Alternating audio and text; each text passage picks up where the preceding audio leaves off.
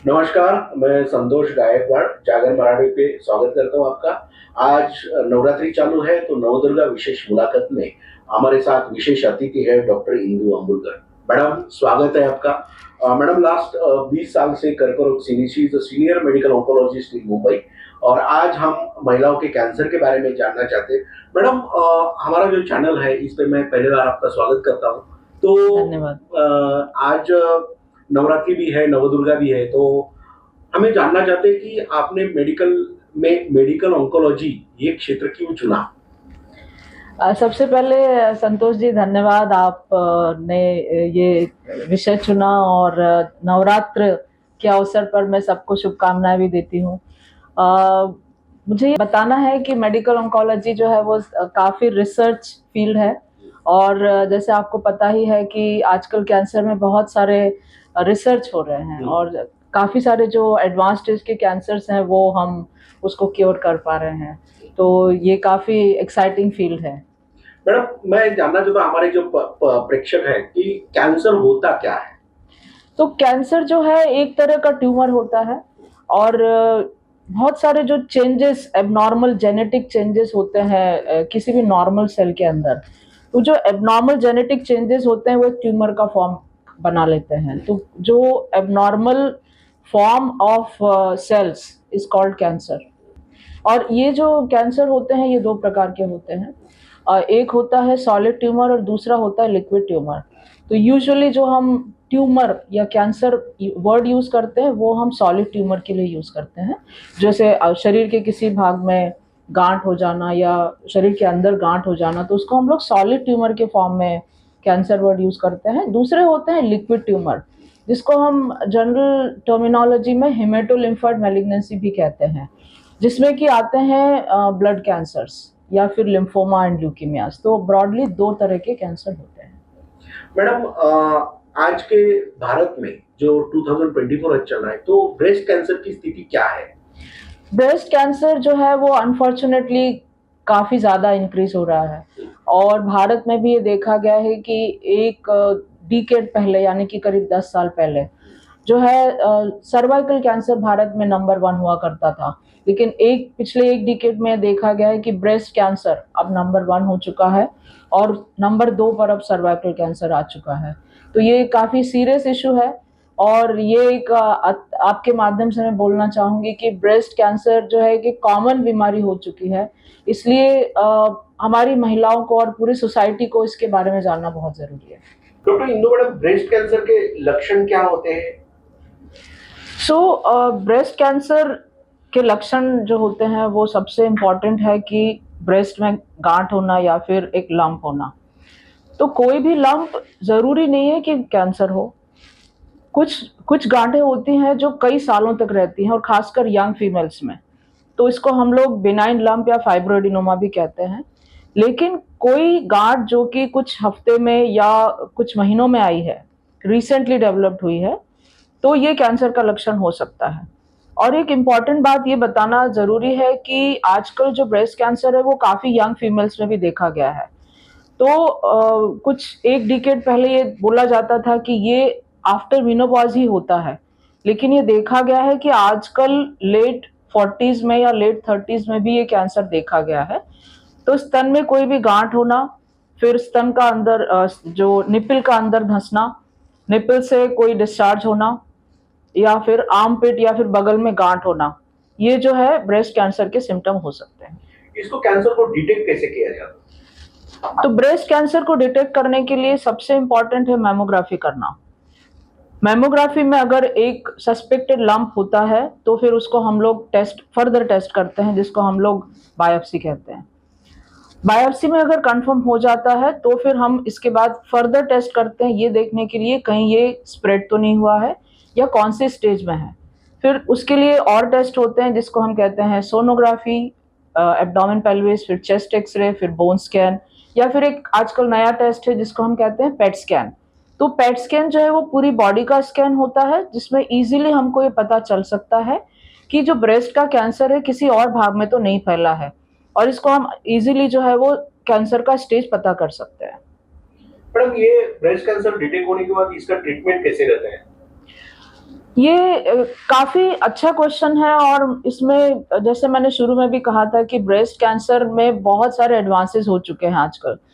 और इसके अलावा ये जानना ज़रूरी है कि मैं ये बताना चाहूँगी कि ब्रेस्ट कैंसर जो है एक क्योरेबल कैंसर होता है। तो क्योरेबल कैंसर वो तभी हो पाएगा जब हम इसको अर्ली स्टेज में डिटेक्ट कर पाएँगे। तो सबसे इम्पोर्टेंट है कि इसको अर्ली स्टेज में डिटेक्ट करना। दूसरा इम्पोर्टेंट पॉइंट है कि ये कौन से स्टेज में है, ट्रीटमेंट उसी के ऊपर डिपेंड करता है। और उसके अलावा बहुत सारे 4 से 5 मॉलिक्यूलर सबटाइप्स होते हैं ब्रेस्ट कैंसर के, जिसके बेसिस पे हम इसका ट्रीटमेंट प्लान करते हैं। जिसमें हार्मोन पॉजिटिव, फिर ट्रिपल नेगेटिव, फिर HER2 पॉजिटिव या फिर PD-L1 पॉजिटिव, इस तरह के अलग-अलग टाइप के ब्रेस्ट कैंसर होते हैं। और जो ट्रीटमेंट है ये इसी के टाइपिंग के ऊपर डिपेंड करता है। एक इम्पॉर्टेंट बात मैं बताना चाहती हूँ कि सारे ब्रेस्ट कैंसर में ब्रेस्ट को पूरा निकालने की ज़रूरत नहीं पड़ती है। आजकल हम बात करते हैं ऑन्कोप्लास्टी के बारे में। तो ऑन्कोप्लास्टी एक ऐसा ट्रीटमेंट है जिसमें हम सिर्फ गांठ निकालते हैं और ब्रेस्ट का पूरा शेप जो है वो प्रिजर्व कर सकते हैं। उसके अलावा अगर ब्रेस्ट निकालने की ज़रूरत भी पड़ती है तो हम आर्टिफिशियल ब्रेस्ट क्रिएट कर सकते हैं, जिसको हम ऑन्कोप्लास्टी कहते हैं। रेडियोथेरेपी एक इम्पॉर्टेंट ट्रीटमेंट होता है क्योंकि अगर हम ब्रेस्ट सेव कर रहे हैं तो रेडिएशन भी देना ज़रूरी होता है। लेकिन रेडिएशन टेक्निक्स भी काफ़ी एडवांसमेंट हो चुके हैं इसमें, जिसमें हम रेडिएशन रिलेटेड साइड इफ़ेक्ट्स को कम कर सकते हैं। फिर आता है मेडिकल ट्रीटमेंट। तो मेडिकल ट्रीटमेंट में जो है वो कीमोथेरेपी। तो कीमोथेरेपी के भी बहुत अच्छे एडवांसेस हो चुके हैं जिसमें साइड इफ़ेक्ट्स को हम कम कर सकते हैं। फिर आता है टारगेटेड थेरेपी। तो टारगेटेड थेरेपी है वो जो दिया जाता है वो 2 प्रकार से दिया जाता है। एक होता है टैबलेट फॉर्म में जिसको हम कहते हैं CDK4/6 इन्हिबिटर्स, और ये usually hormone positive breast cancer में इसको दिया जाता है।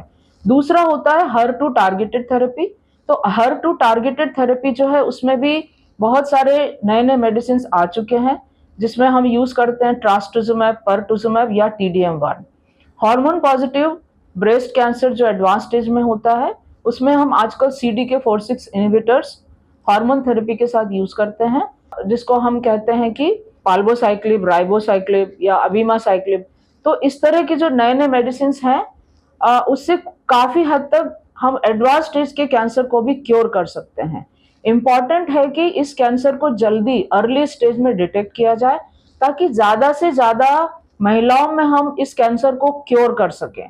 इसीलिए आपके चैनल के माध्यम से मैं ये मैसेज देना चाहूँगी कि जो किसी स्तन में कोई भी गांठ है उसको इग्नोर नहीं करना है और उसको आपको जल्दी से जल्दी मेमोग्राफी करना है और ऑन्कोलॉजिस्ट को कांटेक्ट करना है। डॉक्टर इंदु मैडम, वुमेन्स को ब्रेस्ट कैंसर ना हो इसलिए क्या प्रिकॉशन के लिए आप मैसेज मतलब क्या देंगे उनको? देखिए, इसके बारे में हमको इसके रिस्क फैक्टर्स के बारे में जानना बहुत ज़रूरी है। कुछ रिस्क फैक्टर्स होते हैं जो हम मॉडिफाई कर सकते हैं और कुछ रिस्क फैक्टर्स होते हैं जिसको हम मॉडिफाई नहीं कर सकते हैं, जिसको हम कहते हैं अनमॉडिफाइबल रिस्क फैक्टर या नॉन मॉडिफाइबल रिस्क फैक्टर्स। तो जो मॉडिफाइबल रिस्क फैक्टर्स होते हैं उसमें होता है हेल्दी लाइफस्टाइल फॉलो करना, रेगुलर एक्सरसाइज करना, ब्रेस्ट फीडिंग करवाना, और इम्पॉर्टेंट है ओबेसिटी से बचना।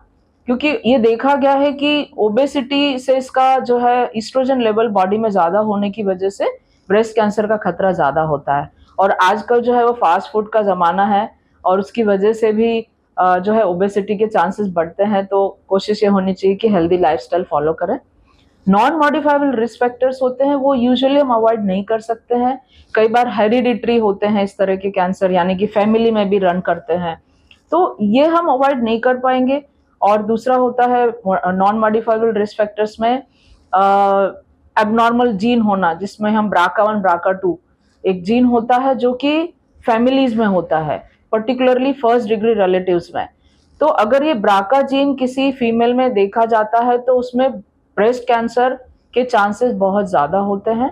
तो इसलिए ये जो BRCA टेस्टिंग है ये भी करवाना ज़रूरी होता है, खासकर उन पेशेंट्स में जिनमें ब्रेस्ट कैंसर 58 की एज से कम में देखा गया है, या फिर जिनको फैमिली में भी ब्रेस्ट कैंसर है, या फिर जिनकी फैमिली में ovarian cancer, breast cancer, prostate cancer या पैनक्रियाटिक कैंसर होता है।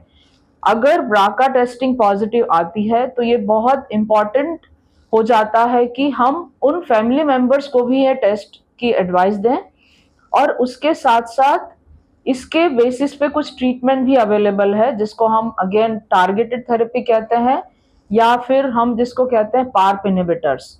तो ये पार्प इनहिबिटर्स जो है वो ब्राका पॉजिटिव ब्रेस्ट कैंसर में दिया जाता है।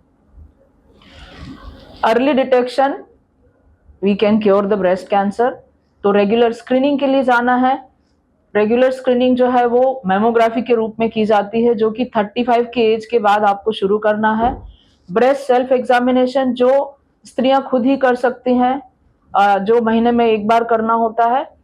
क्लिनिकल ब्रेस्ट एग्जामिनेशन जो कि एक डॉक्टर या फिर हेल्थ केयर प्रोफेशनल द्वारा किया जाता है, इसको भी रेगुलर बेसिस पे करना है। अगर ब्रेस्ट कैंसर को हम अर्ली स्टेज में डिटेक्ट करें तो हम इसको क्योर कर सकते हैं। इंदु मैडम, ओवरियन कैंसर का आज की स्थिति में क्या है भारत में? जी, सो संतोष जी, मैं बताना चाहती हूँ कि ओवेरियन कैंसर भी एक काफी कॉमन कैंसर है फीमेल्स में, जिसके बारे में लोगों को ज्यादा पता नहीं है। काफी बार ये देखा गया है कि ओवेरियन कैंसर जो है वो काफी एडवांस स्टेज में हमारे पास आता है। इसका रीजन ये है कि लोगों को इसके बारे में नॉलेज नहीं है, क्योंकि इसके जो सिम्टम्स होते हैं वो बहुत ही वेग सिम्टम्स होते हैं, और इस तरह के सिम्टम्स कई बार बहुत सारी फीमेल्स इग्नोर कर देते हैं। और इसके जो सिम्टम्स हैं वो यूजुअली होता है कि खाना कम होना, पेट फूलना, कब्जियत होना, यूरिन पास करने में दिक्कत होना, वेट लॉस होना। तो सबसे जो कॉमन सिम्टम मैं मेरी प्रैक्टिस में देखती हूँ वो होता है कि पेट फूलना, और कई बार सांस की भी तकलीफ होती है। और पेट फूलने का जो मेन कारण होता है ओवरीज का ट्यूमर, और दूसरा पेट में पानी भरना। तो यूजुअली देखा गया है कि पेट फूलता है तो वो यूजुअली जनरल फिजिशियन के, फैमिली फिजिशियन के पास जाते हैं, और फिर जब सोनोग्राफी की जाती है तो उसमें पेट में पानी होता है या फिर ओवरी का ट्यूमर होता है। तो जब पेट के पानी की टेस्ट की जाती है तो उसमें कैंसर सेल्स आते हैं, और उस कैंसर सेल को इन्वेस्टिगेट जब किया जाता है तो वो कैंसर ओवरी का कैंसर निकलता है। तो यूजुअली इस तरह के सिम्टम्स मैं देखती हूँ मेरी प्रैक्टिस में। तो इसका ट्रीटमेंट एरिया क्या होता है किसी पेशेंट को ओवरियन कैंसर डिटेक्ट होने के बाद? तो सबसे पहले ये जानना ज़रूरी है कि इसको इन्वेस्टिगेट कैसे किया जाता है। तो इसके लिए जो इन्वेस्टिगेशंस होते हैं, इसमें यूजुअली हम सीटी स्कैन, एमआरआई, या फिर एक जो आजकल टेस्ट अवेलेबल है जिसको हम कहते हैं पेट स्कैन, इस तरह के इमेजिंग मोडालिटीज़ यूज़ करते हैं। इसको रेडियोलॉजिकल इन्वेस्टिगेशंस कहते हैं। इसमें एग्जैक्टली पता चलता है कि ओवरीज का ट्यूमर है तो वो कितना साइज़ का ट्यूमर है, क्या ये किसी और भाग में फैला हुआ है जैसे कि यूट्रस में, या फिर ओमेंटम में, या पेरिटोनियम में, या फिर कहीं लंग में पानी तो नहीं है जिसको हम कहते हैं प्लूरल इफ्यूजन, या फिर पेट में पानी है क्या जिसको हम कहते हैं असाइटिस। तो इसकी स्टेजिंग की जाती है, और इसको प्रॉपर स्टेजिंग करने के बाद में फिर इसका ट्रीटमेंट किया जाता है। इसका जो ट्रीटमेंट होता है वो यूजुअली सबसे पहले ऑपरेशन किया जाता है, जिसको हम कहते हैं साइटोरिडक्टिव सर्जरी। कभी कभी कीमोथेरेपी पहले दे करके फिर भी उसके बाद भी ऑपरेशन किया जाता है। तो जैसे मैंने कहा कि सर्जरी मेन ट्रीटमेंट होता है, और जो सर्जरी होती है वो सर्जिकल ऑन्कोलॉजिस्ट यानी कि जो ट्रेंड होते हैं ओवेरियन कैंसर के स्पेशलिस्ट, उन्हीं से करवानी चाहिए। सर्जिकल ट्रीटमेंट के बाद में फिर मेडिकल ट्रीटमेंट का रोल आता है, जिसको हम कहते हैं कीमोथेरेपी। कीमोथेरेपी यूजुअली जो है वो 6 साइकिल्स ऑफ कीमोथेरेपी दिए जाते हैं, और उसके साथ साथ हम आजकल टारगेटेड थेरेपी देते हैं। टारगेटेड थेरेपी क्यों दी जाती है, इसका सबसे इम्पोर्टेंट रीजन है कि एक जीन होता है जिसको हम लोग जीनोमिक्स टेस्टिंग भी कहते हैं, जिसको हम कहते हैं BRCA1 BRCA2 या फिर HRD टेस्टिंग। तो एबनॉर्मल HRD टेस्टिंग या ब्राका अगर एबनॉर्मल आता है तो आजकल टारगेटेड थेरेपी जो टेबलेट फॉर्म में अवेलेबल है, जिसको हम कहते हैं पार्प इनहिबिटर्स। तो ये जो पार्प इनहिबिटर्स है ये काफी इंपॉर्टेंट रोल प्ले करते हैं ओवेरियन कैंसर के ट्रीटमेंट में। उसके अलावा एक और टारगेटेड थेरेपी का इंजेक्शन अवेलेबल है, जिसको हम कहते हैं बेवासिजुमैब। बेवासिजुमैब यूजुअली मेंटेनेंस ट्रीटमेंट की तरह दिया जाता है। पार्प इनहिबिटर्स या फिर बेवासिजुमैब या दोनों का कॉम्बिनेशन जो है, मेंटेनेंस ट्रीटमेंट दिया जाता है 1 से 2 साल। और इस मेंटेनेंस ट्रीटमेंट का पर्पस होता है कि इस ओवेरियन कैंसर को हम ज़्यादा से ज़्यादा दिनों तक क्योर कर सकें या कंट्रोल में रख सकें, जिसको हम कहते हैं कि रिकरेंस फ्री सर्वाइवल को बढ़ाने के लिए ये ट्रीटमेंट मोडालिटीज काफी जरूरी है। इंदु मैडम, ओवरियन कैंसर के पेशेंट्स या महिलाओं को आप क्या मतलब मैसेज देना चाहेंगे कि प्रिवेंशन हो या फिर जिनको डिटेक्ट हुआ है उनके लिए? तो मैं ये कहना चाहूंगी कि ओवेरियन कैंसर के सिम्टम्स काफी वेग सिम्टम्स हैं, लेकिन कभी भी ऐसा आपको लगता है कि आपका अचानक से खाना कम हो गया है, पेट फूलने लगा है, या फिर पेट से रिलेटेड कोई ऐसी तकलीफें हैं, तो आपको आपके फैमिली डॉक्टर से और फर्दर बाद में ऑन्कोलॉजिस्ट को कांटेक्ट करना चाहिए। आपको आपके फैमिली हिस्ट्री के बारे में जानना बहुत ज़रूरी है, क्योंकि ये देखा गया है कि अगर फैमिली में ब्रेस्ट कैंसर या ओवेरियन कैंसर है तो उन महिलाओं में ये कैंसर होने के चांसेस बहुत ज़्यादा होते हैं। अगर ओवेरियन कैंसर डिटेक्ट हुआ है तो एक तरह का जो टेस्ट है जिसको हम HRD टेस्टिंग या ब्राका टेस्टिंग कहते हैं, ये टेस्ट करना बहुत ज़रूरी है। इसके दो रीजंस हैं। एक रीजन ये है कि आजकल हम इसके बेसिस पे टारगेटेड थेरेपी, जिसको हम पार्प इनहिबिटर्स कहते हैं, वो देते हैं। दूसरा ये है कि अगर आपको ब्राका जीन डिटेक्ट हुआ है तो आपको स्क्रीनिंग करवाना है दूसरे कैंसर्स के लिए, और आपके बाकी फैमिली मेंबर्स को भी स्क्रीन करवाना पड़ेगा ब्राका टेस्टिंग के लिए। तो ये ब्राका टेस्टिंग जो है वो ओवेरियन कैंसर में बहुत ज़्यादा ज़रूरी है। और last but not the least, follow healthy lifestyle follow करना बहुत ज़रूरी है, और आपको कैंसर के बारे में ज़्यादा से ज़्यादा जानकारी होना बहुत ज़रूरी है। इंदु मैम, कैंसर सुनते ही लोग बोलते हैं कि खर्चा बहुत आता है, कॉस्टली ट्रीटमेंट रहती थी, इसके ऊपर आप क्या बता पाएंगे? तो संतोष जी, मैं ये बताना चाहूंगी कि देखिए, सबसे इम्पोर्टेंट बात है कि अगर कैंसर डिटेक्ट हुआ है तो इसको हमारा पर्पस है इसको क्योर करना, और क्योर का मतलब है कि ट्रीटमेंट पूरा करना, हाफ हार्टेड ट्रीटमेंट नहीं लेना है। और ये काफी एक अच्छी बात है कि भारत में भी अब बहुत सारे कीमोथेरेपी मेडिसिन और टारगेटेड थेरेपी के मेडिसिन जो मैंने आपको पहले बताए हैं, जिसको हम पार्प इनहिबिटर्स या CDK4/6 इनहिबिटर्स या बिवासिजुमब कहते हैं, ये सारे ही मेडिसिन अब इंडिया में जेनेरिक ब्रांड्स अवेलेबल है। तो ये पहले वाली बात नहीं रह गई जहाँ पे ट्रीटमेंट लोग अफोर्ड नहीं कर पाते थे। हमारे जो इंडियन जेनेरिक ब्रांड्स की वजह से अब ये ट्रीटमेंट काफी अफोर्डेबल हो चुका है।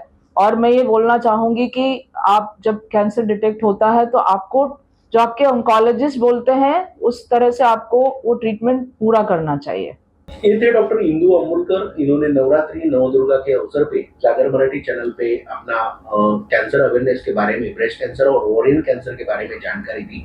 दर्शकों को मैं कहना चाहता हूँ कि नीचे उनका कॉन्टैक्ट नंबर भी दिया है, तो जिसको सहायता चाहिए वो उनको संपर्क कर सकते हैं। डॉक्टर इंदु, आप ये चैनल में आए, आपका मैं खूब खूब धन्यवाद मानता हूँ। Thank you. Thank you.